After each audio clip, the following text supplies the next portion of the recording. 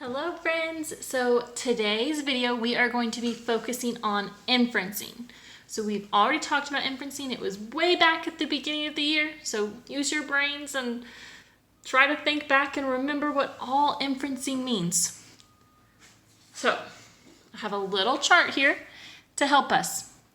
So inferencing is when you take your background knowledge, things that you already know, and the text clues. So some things that are in the text, and you come up with an educated guess on what is happening. Inferencing is putting what you already know with some text clues together because the author didn't tell you exactly what they meant. So you have to kind of put some information together, be a detective, and figure out what they're talking about. So we are going to be reviewing our inferencing.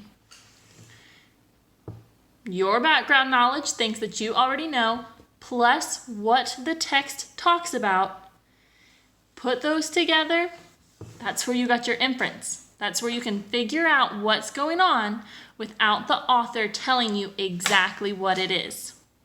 All right, so for today, I'm going to put a link in the description to this video, and it's going to take you to another video.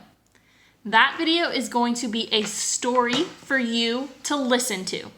So you're going to, the first time that you see it, you're not going to look at it. I just want you to listen to the story. Listen to the story, and as you're listening, try and figure out the setting of the story. That is the inference you're going to have to make. So listen really well. The author is going to give you some awesome descriptive words. Some really, really awesome descriptive words to describe where our characters are going. So our characters are two ants, and they are on an adventure. And so you have to listen to all of the little parts and all of the different things that the ants experience, and that's how you're going to figure out the setting. So the first time that you go and you watch this video, you're actually not going to watch it, you're just going to listen to it. You're going to listen, and I want you to take some notes. Think about, okay, so he said this, what do I think that might mean? Or the author said this, and then try to figure out what that one might mean. And then after you listen to the whole thing, come up with a guess. Where are our ants? What are they doing? So you're going to pause this video of me right now. You're going to click on the link of the description, and you're going to listen to our story, Two Bad Ants. After you have done listening to the story, and you've taken some notes, thought about some clues as to where they are, come back to me and start right here where you paused it.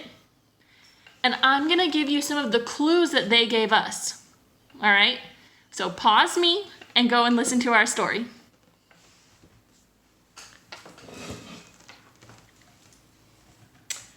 All right. I have a lot of stuff on my board. Don't worry though.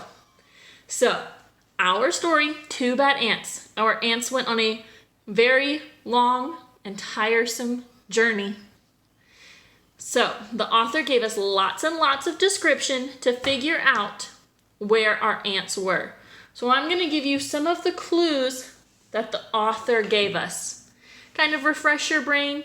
Maybe if you missed it while you were listening to the story, you can get it now. All right, so start thinking, where are these ideas? Where are they taking me? What am I picturing in my head? And remember, these are ants, so where might an ant go that looks like these places? All right, so the first thing is they went out into the woods near their underground home. So woods near their underground home. Let's think of some of our background knowledge. Where do ants live? We know that they live in ant beds. We've all seen an ant bed. They're small little hills. They just look like little piles of dirt. All right? And most of where they live is underground. Another piece of background knowledge for us to think about. Ants are very small, very little. little. So the woods near their underground home, would that be like the same woods that we go out to? That's something to think about. All right, the next clue, the mountain at the end of the woods. They described it as a big, tall, almost straight up mountain.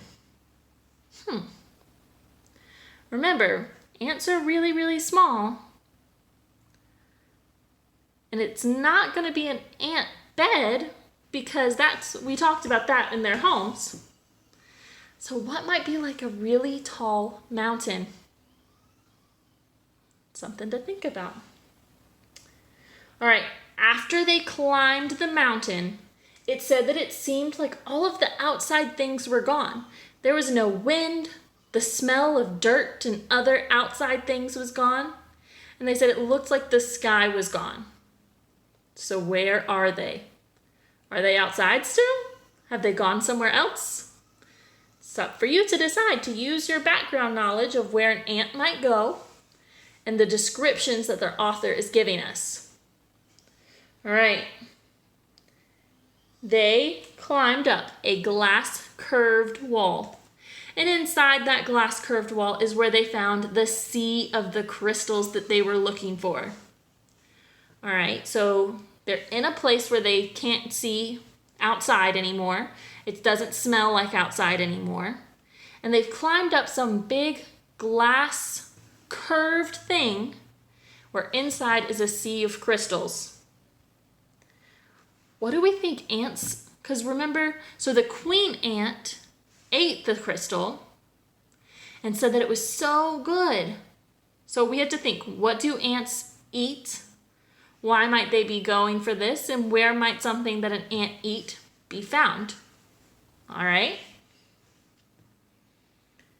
Everything was like a shiny surface.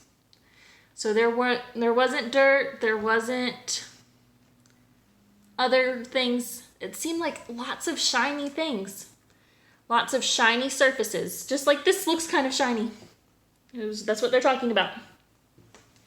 All right, so then our two bad ants decided to stay behind. Why would they leave this sea of crystals? It was tons of food for them to eat. Why would they leave that behind? They were just gonna stay and eat. Then, the next morning, there was a big silver scoop coming down, and it was gonna scoop them up inside that sea of crystals. That big scoop took and dumped them into a boiling brown lake. Boiling, so it's really hot. It's brown, and later on it says that it tastes bitter. So bitter, doesn't really taste good. It doesn't taste sweet. It's not a good taste automatically. All right. And then all of a sudden, the big scoop is making waves in the brown lake. All right. So they went from a sea of crystals into this boiling brown lake that doesn't taste good, and it's getting moved around by that big scoop. Where were they? Where were they? All right, we're moving down. All right, they get out of the boiling brown lake and they climb onto a round disc, and it's lowered into something. And when they crawl out of the holes that they were in on that round disc, it is really hot where they are. So climbed onto round discs, lowered into something, and then it was really hot. Again, I just want to remind you, ants are very, very little. It's an important key.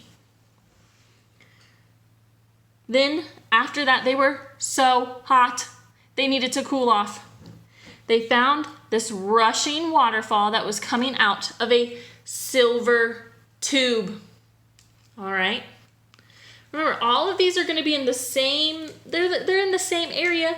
They haven't left the same space that they were in where they found the sea of crystals. And then the last place that they found, it was two long, narrow holes But when they crawled into them, there was this strange force that threw the wet ants out of that spot. All right, so now that we've talked about all of the clues that were in our story, all of the descriptions that our author gave us, pause me again, go back, and this time you get to watch the story. Just watch, listen to the story again, look at the pictures. Look at the pictures, figure out where are our ants. After you watch it again, come back and I will tell you what to do next. All right, now that you guys are back, you have listened to your story, you have watched the story, you know where the ants actually are. I want you to write a response to what we just did.